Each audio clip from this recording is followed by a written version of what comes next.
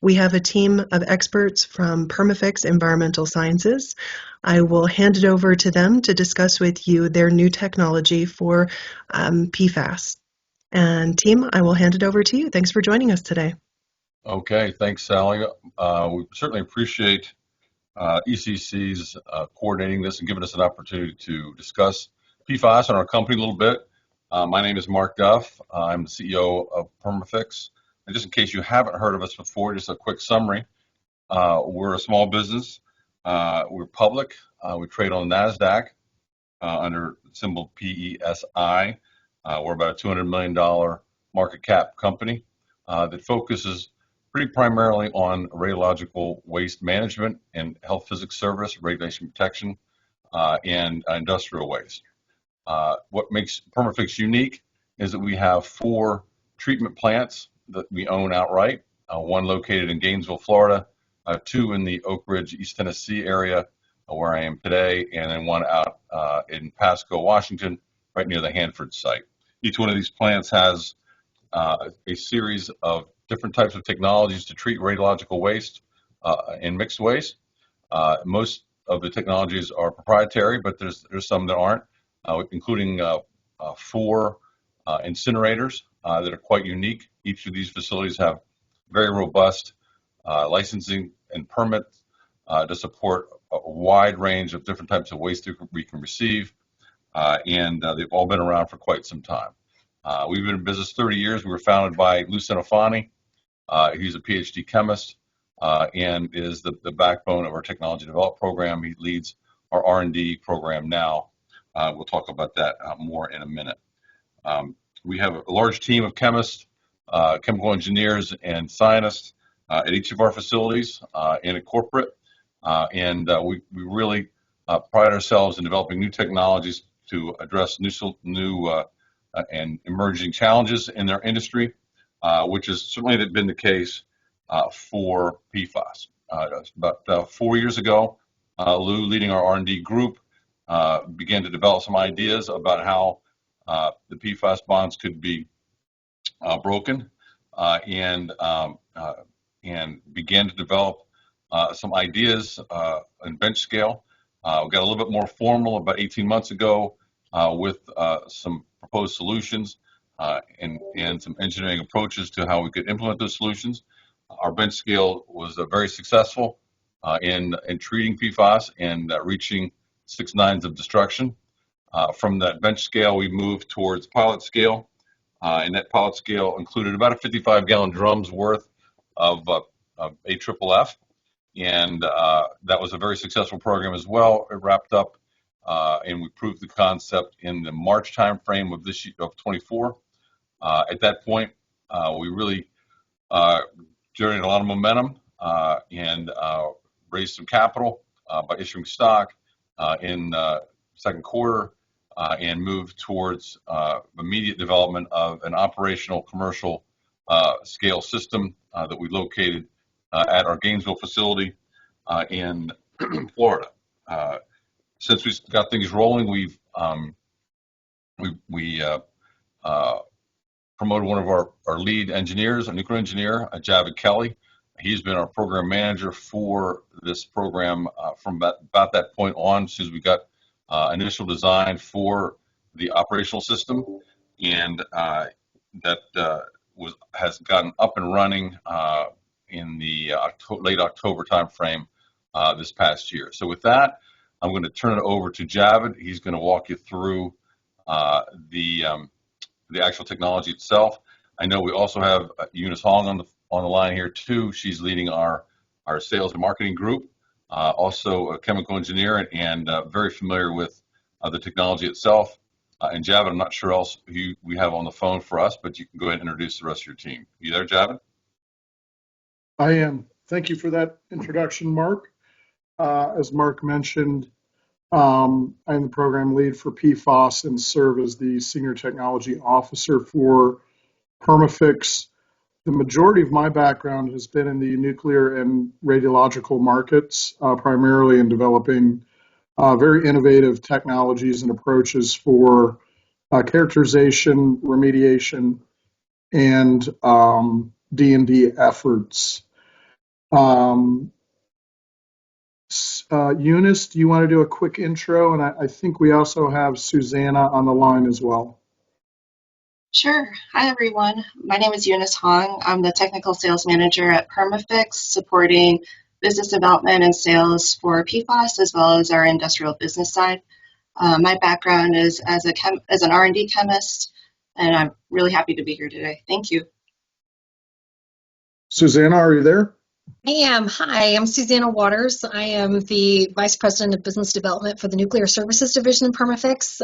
Essentially, I run business development for our environmental cleanup programs, and as such, I've worked with ECC for several opportunities in this capacity. We've got a long-standing relationship with the company and our contracts with the Corps, and yeah, I'm excited to see what magic we can make together.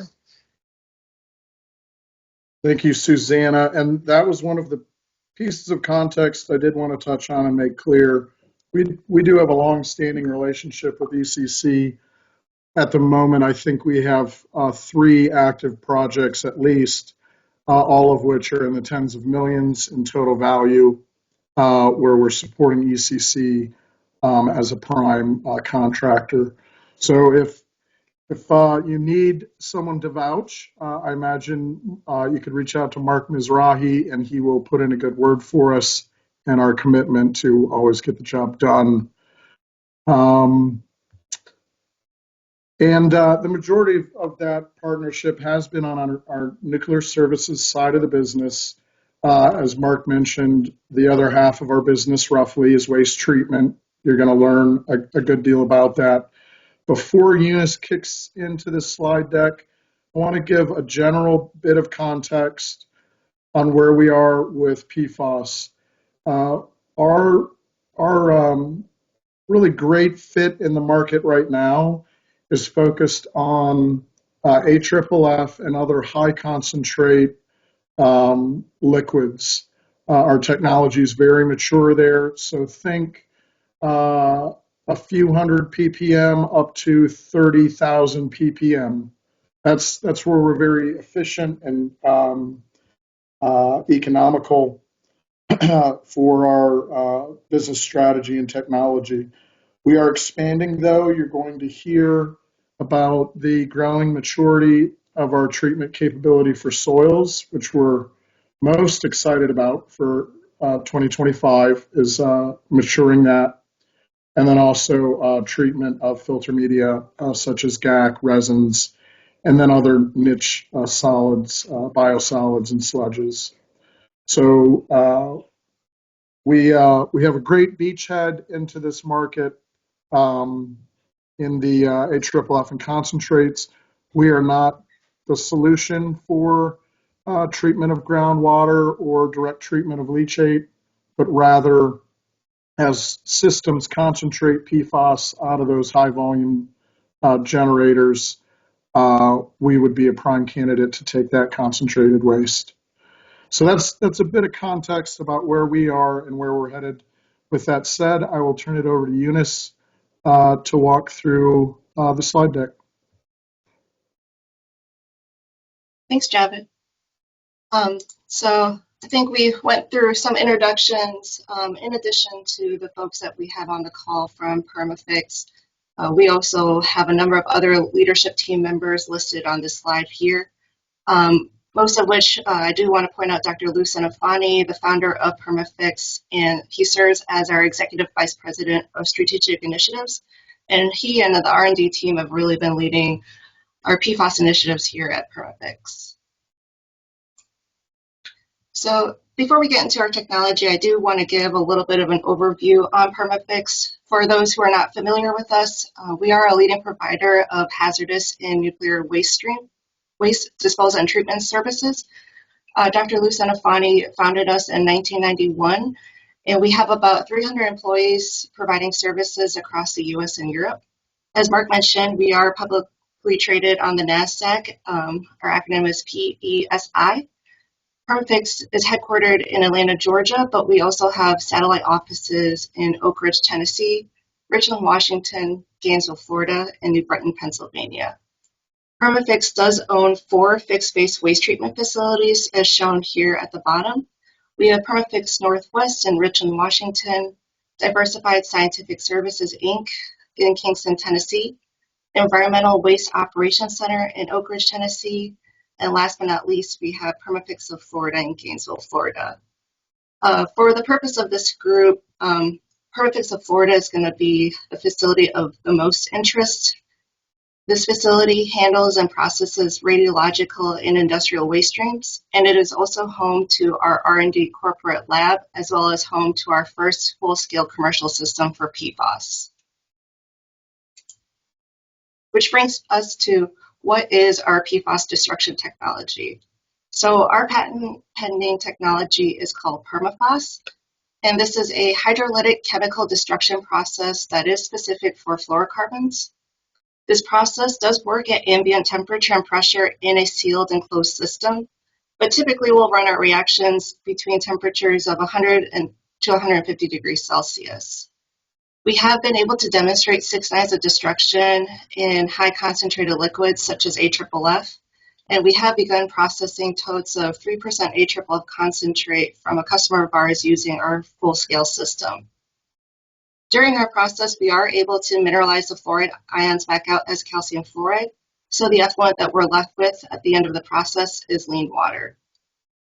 We did install our first full-scale commercial system in October of this past year. This is a 1,000-gallon reactor system, and in addition to this full-scale system, we also have a drum-scale pilot reactor as well as a 2-liter bench reactor. And typically we'll use these for treatability studies for our clients. This technology does have the potential to be mobilized for in-situ operations, and this is one of the initiatives that we are focused on as we move into this next year and the following year. We do have partnerships with the University of Florida and the University of Tennessee for some of our PFAS initiatives, and we do collaborate very closely with laboratories such as Gel Laboratories and Pace Analytical, who have served as an extension of our analytical services and provide third-party verification of our destruction results. Some unique benefits that I do want to point out about PermaFAS is, number one, this is a very environmentally friendly solution. The effluent, as I mentioned, is lean water, and we do produce calcium fluoride as we mineralize those fluoride ions out of the process. This process is very energy efficient in the fact that it does operate at very low temperatures, and we are able to achieve destruction at room temperature. The major reactant from this process can actually be readily separated out from the water and recycled. So between this and the fact that we are able to run this process at low temperatures, it does drive the economics of this process so that we are a very competitive alternative to a traditional process like incineration. This process is extremely versatile. We've been able to demonstrate its effectiveness on high concentrated liquids such as AFFF, PFAS impacted soils, granular activated carbon, and we are looking to expand our program for sludges and biosolids. This process does destroy both long and short chain fluorocarbons, but we do track all formed intermediates via fluoride NMR down to about 1 part per million, and then we'll switch, billion, and then we'll switch over to LCMS to track the rest of the analytes down to non-detect. Through this process, we are able to provide a reduction in liability for our customers. We have been able to demonstrate, again, 6 nines of destruction for some of our high concentrated liquids, and there is no emissions or leaching that occur from this process. So these are the 3 main areas of focus for our group. Number 1 being liquids. We have been able to demonstrate our process successfully on high concentration AFFF, so anywhere from 3 to 6% concentrate. We have also been able to test our process on hyperconcentrates, such as those that come from foam fractionation, leachate from landfill, and we're also expanding our program to treat for filter media such as granular activated carbon. So not just stripping the PFAS off the carbon, but seeing if we can actually regenerate the carbon for multiple cycles of reuse. And we are also focused on expanding our program for PFAS-impacted soils, as well as PFAS-impacted biosolids. Earlier last year, our PFAS group had a call with EPA in which they were extremely interested in our process for the millions of acres of contaminated farmlands that have been contaminated from PFAS-impacted biosolids.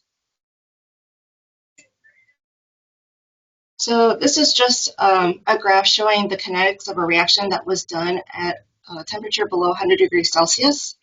On the x-axis, we have time in minutes, and on the y-axis, we have mineralization of calcium fluoride in ppms. And it's really just to demonstrate that at these very low temperatures, we are able to achieve complete destruction in just a matter of hours. So as we look ahead into the new year, into 2026, we are continuing to commercialize our process. We are now treating AFFF in our full-scale reactor system. Typically, we'll run about 650 gallons per batch, just leaving some headspace for our chemical reagents. And as we continue to commercialize our process, we are looking to deploy another unit at one of our facilities in Oak Ridge, Tennessee later this year, and we're going to continue to deploy full-scale units at our other facilities into 2026. As mentioned before, our treatment focus is expanding to PFAS-impacted soils, both on-site and in situ, granulated activated carbon, leachate, and biosolids. So in conclusion, we are now able to treat for PFAS in the very complex matrices that we already treat for. We like to say that we can treat PFAS plus waste streams, so PFAS plus RCRA or PFAS plus TSCA, PFAS plus low-level rad waste, and PFAS plus mixed waste. We're very excited about our process, and we've come a long way this past year, and we're very proud of the work that we've been able to accomplish together as a group. And I really want to thank everyone for taking the time out of their day to be on this call with us. And with that, I'll open it up for questions.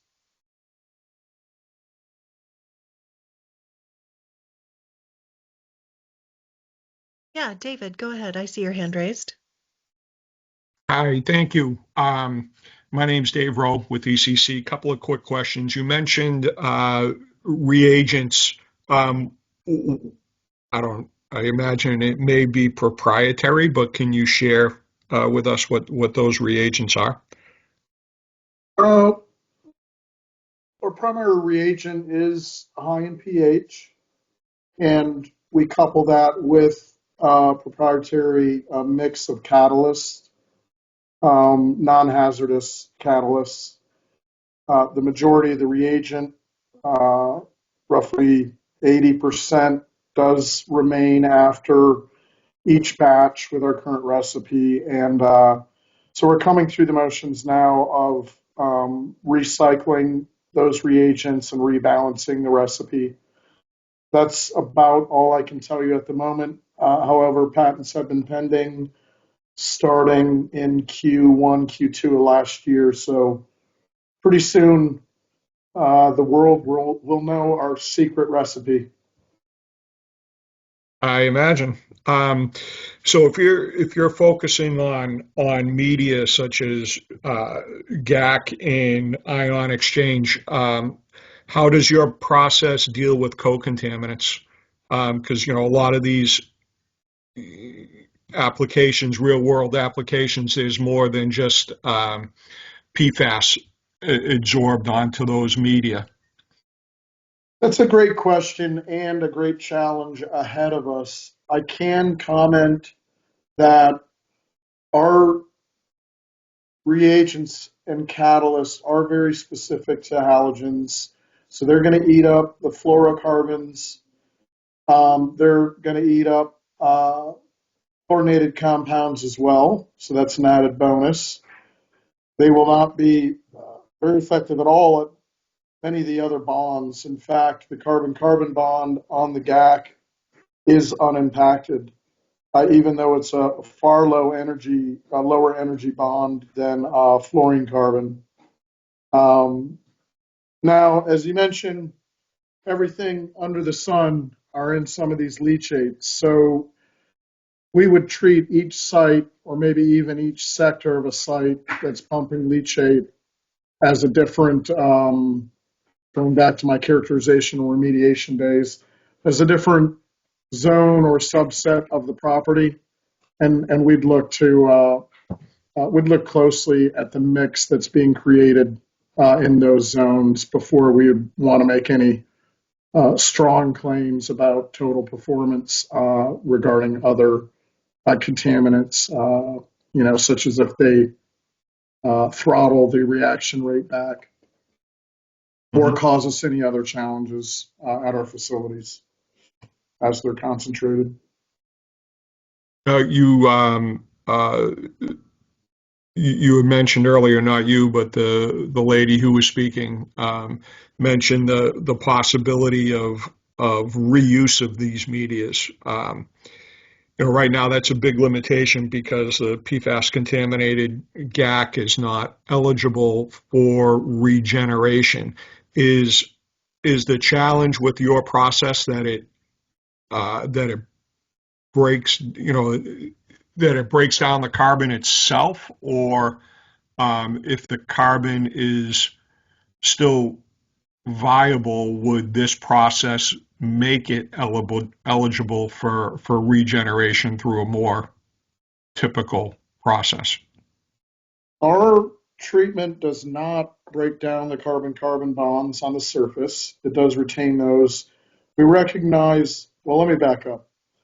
We're working closely with two GAC producers, lower tier than Calgon, but still formidable producers and distributors.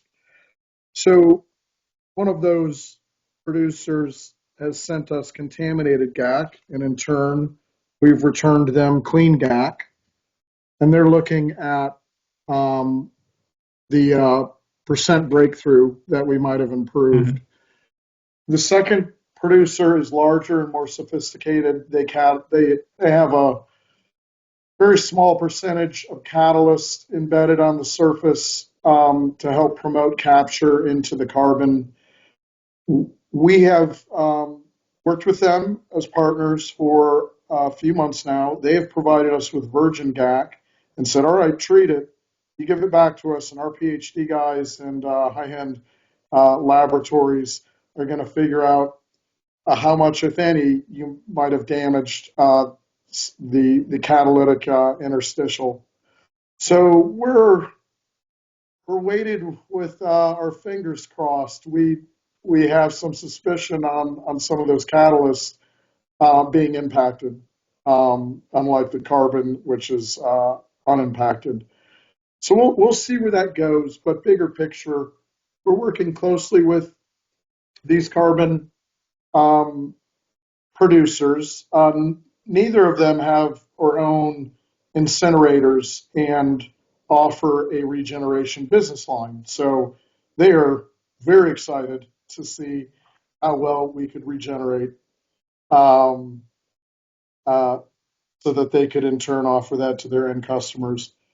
The final note I'll make is that while all of this is happening in the laboratory, our business model for GAC will most certainly be a mobile solution. So if you have a farm of vessels and you're getting PFAS breakthrough risks arriving maybe on a quarterly basis, we would show up quarterly. We would detach each vessel one at a time from the water stream.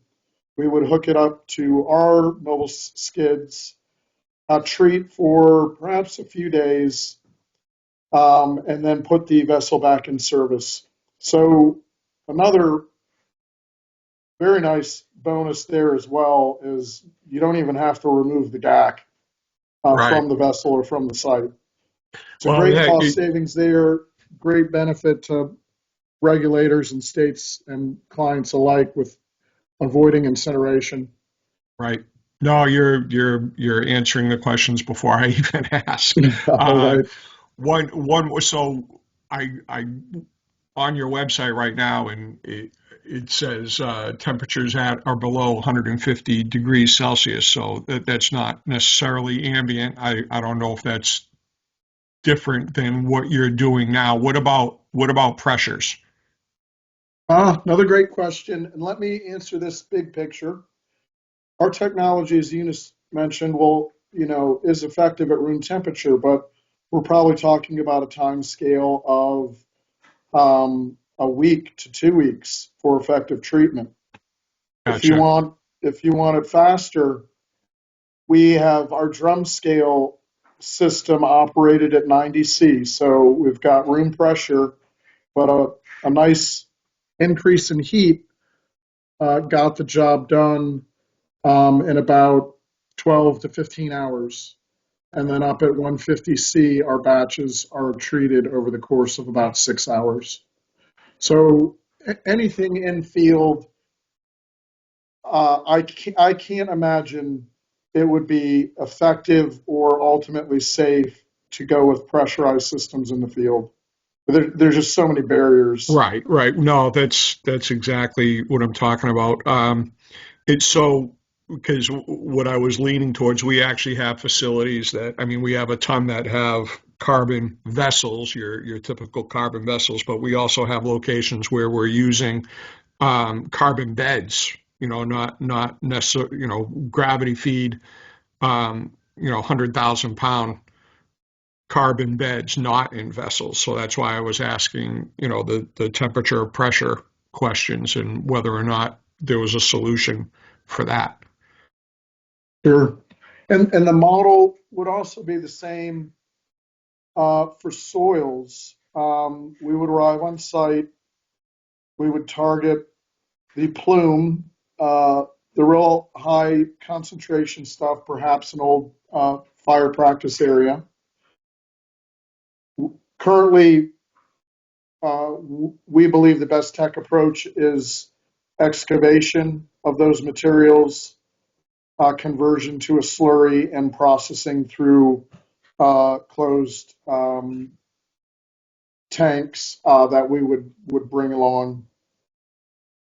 And then ultimately, our goal there, much like the GAC, is to get the soil back in the ground, assuming there's no other serious co-contaminants, Tosca or RAD, that we don't treat or otherwise wash out of the soil in the process. Great. Thank you. And I will add, just on a personal note, given my background of digging holes and removing radiation or radioactive materials, the soils application is the most near and dear to my heart. 20 plus years of hanging out with yellow iron, some of which has been operated by ECC, on their projects. So I'm very excited about soils. In 2025, will we achieve a full-scale, high technology readiness level system? Maybe. But can we deploy pilot scale systems? So maybe a system that could handle a couple hundred cubic yards per day. Yes, we are confident we can do that. We are very focused on finding not only partners to go after those pilot studies, but we recognize throughout, especially DoD, many of the sites, they have some swim lanes typically passed down from headquarters, but it's not uncommon for a number of the DoD sites to just pull rank and say, well, I got to put a new installation in. I got nowhere to send this PFAS soil. I'm not sitting here waiting around. This is mission critical for defense. So I'm going to give this a try. If we prove it right, then I'm going to start treating the whole lot of the plume and get on with my construction. We know that not all sites are so bold and brave, but we do know a number of commanders and remediation managers that will think outside the box. Let's put it that way.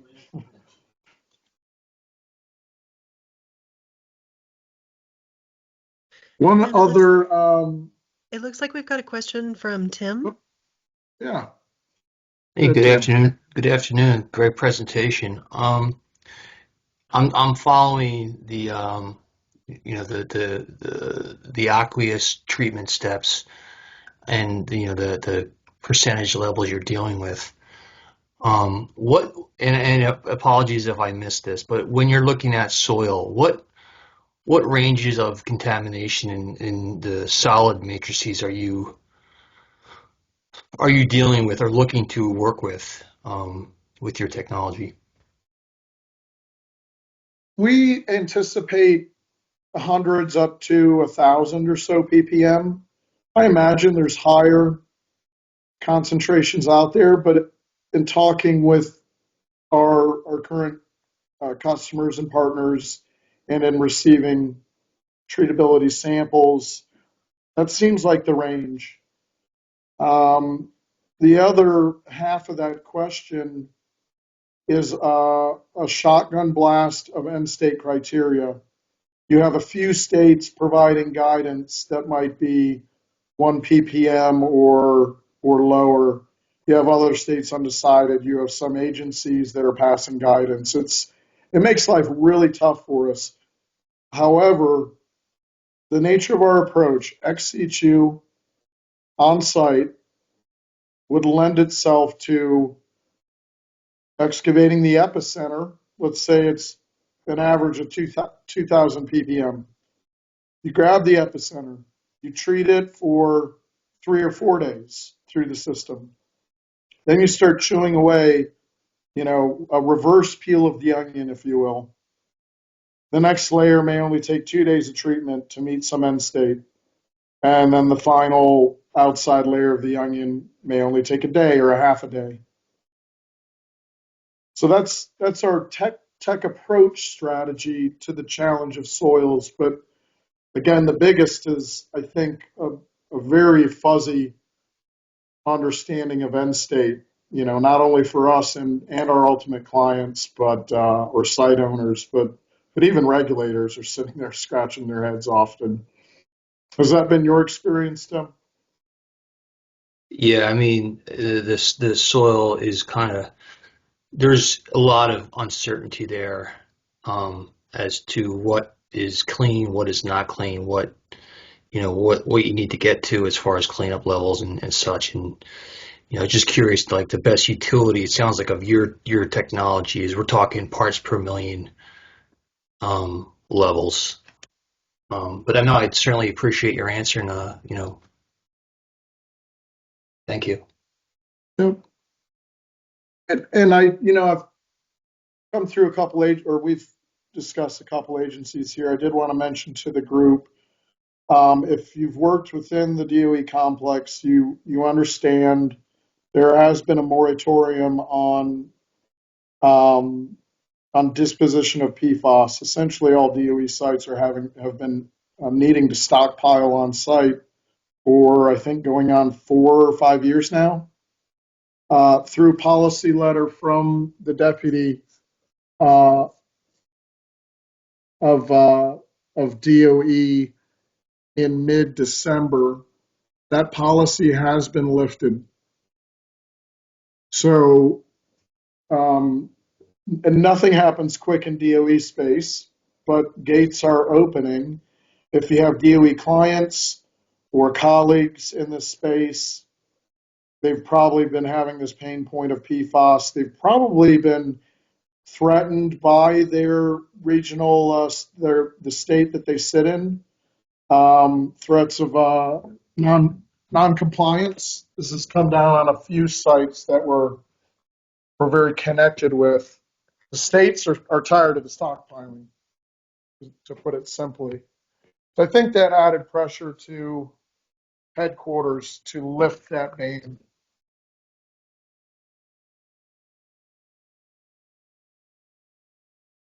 All right. Any other questions? And if they come to you later, please just route them through Sally, and she'll get them over to us. Absolutely. Javed, this is Majid. Great presentation, and I love the back and forth in the Q&A. Thank you so much for doing this for us.